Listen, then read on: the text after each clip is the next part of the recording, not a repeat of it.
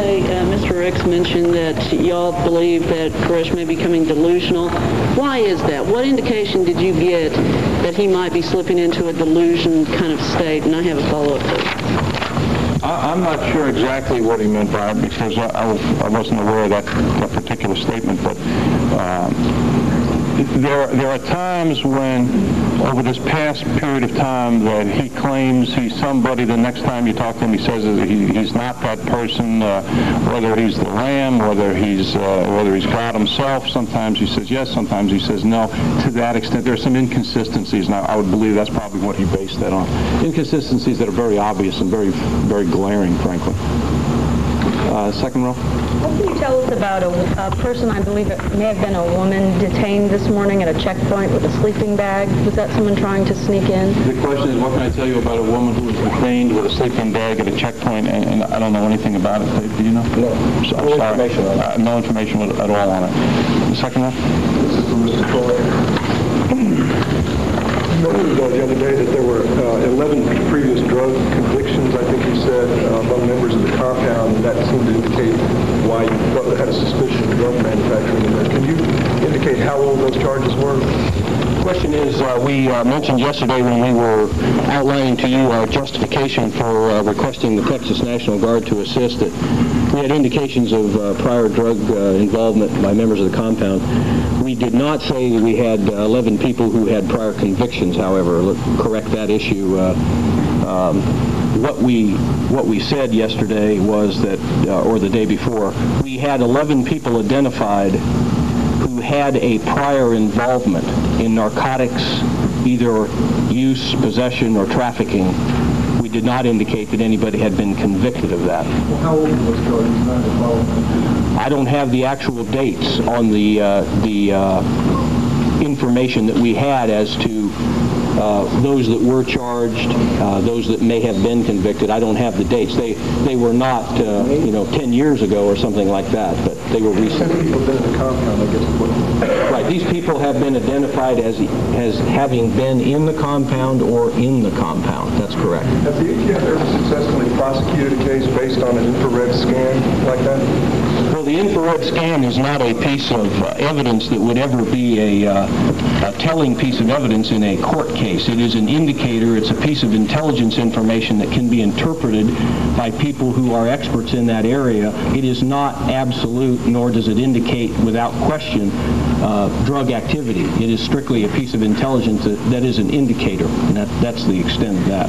Yes, sir. There was a lot of planning and preparation that went into the actual mechanics of the raid on the 28th. Was an equal number of time and effort given to intelligence on how to get Koresh when he's out of the compound? The question is, a lot of time and effort went into the planning and the tactical considerations on the raid, and was there an equal amount of work done on how to get Koresh out of the compound? The first part of your question, of course, is correct. I think I've gone over that a couple of times. There was a tremendous amount of work and planning done on this raid. On the other issue about Koresh coming out of the compound, I know that's been raised several times. Our first intent when we began firming up this investigation, and we had information that we felt like would result in probable cause for arrest and search warrants, was to get Koresh out of the compound for obvious reasons. He controls everyone in there totally. I don't think there's anyone in there capable of much independent action. We wanted to get him out. We knew that he had been out of the compound prior to our getting arrest and search warrants. However, once we received the information that he was not coming out any longer, we had then had our probable cause for arrest and search warrants. Our intelligence was he wasn't coming out of the compound. He'd become more paranoid.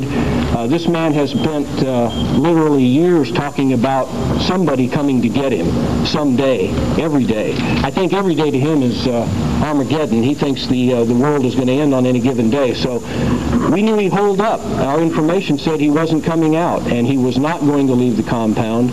Therefore, we did not have the option of exercising that particular strategy. What intelligence, if you can tell us, showed the change in that paranoia, that he had been out previous to this, and all of a sudden it stopped and he wasn't coming? Well, the question is what showed that we had a change in his behavior that that he wasn't coming out any longer. What actually told us that were statements that he had made himself, which were reported to us, that he was no longer going to leave the compound. He was not descriptive as to his absolute reasons, other than his usual, paranoia, and the government, ATF. He complained about ATF on a regular basis for a long, long time.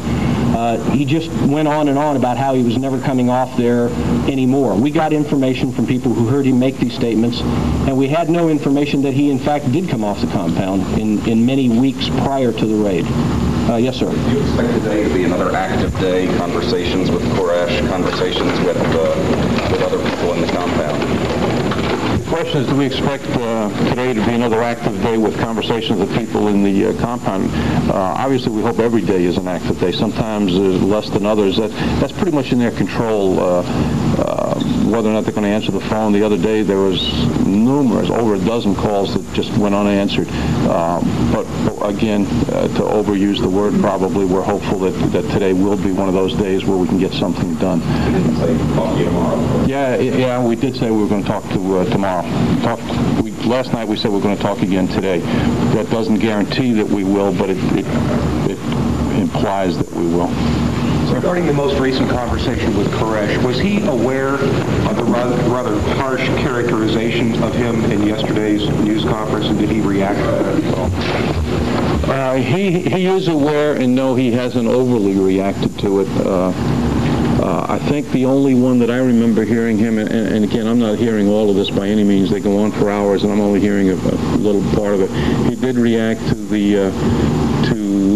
either the statement or the implication, I don't know exactly what was said, about his basically using the kids for his own benefit. He denied that, although again, going back to yesterday, putting the kids up in a window when tanks are right outside is an objective thing that makes you wonder. Just one more question over there in the corner. Yeah. Please. In a conversation last night with Paul Fata, he was discussing the infrared pictures that had been taken prior to the raid and indicated that the hot spots that may have been picked up may have been diesel-fueled, industrial-sized blower heaters. That they had two of those in the building, one in the cafeteria area and one in the Bible study area. And he said those would be, he thought, sufficient to appear as a very hot area. They used them all the time because they didn't have central heat. Is it a possibility that what was picked up on those photographs could have been something like that rather than a possible methamphetamine lab? The question is, in a conversation with the media that Paul Fata, the fugitive from justice at this time on ATF charges, had, he indicated that the hot spot that was picked up by the infrared overflight could have been some other source of heat other than a methamphetamine lab, such as heaters or some other type of mechanical device. My response to that would be, and you asked, could it be possibly that it could be something like that? First of all, I guess the answer is yes, it's possible. We don't have any idea what's inside there because we haven't been inside there. It could have been something other than that. As I said to the gentleman who asked that question earlier, or similar to that, the infrared image is not absolute evidence. It is an indicator. It's a piece of intelligence information. The image was, in fact, consistent with the type of image that people who work in narcotics investigations say is indicative of a meth lab operation. The other point I would make, I don't consider Mr. Fata a reliable source of information on this issue in any way whatsoever due to his current status, so I wouldn't take too much of what he says to heart. Follow up?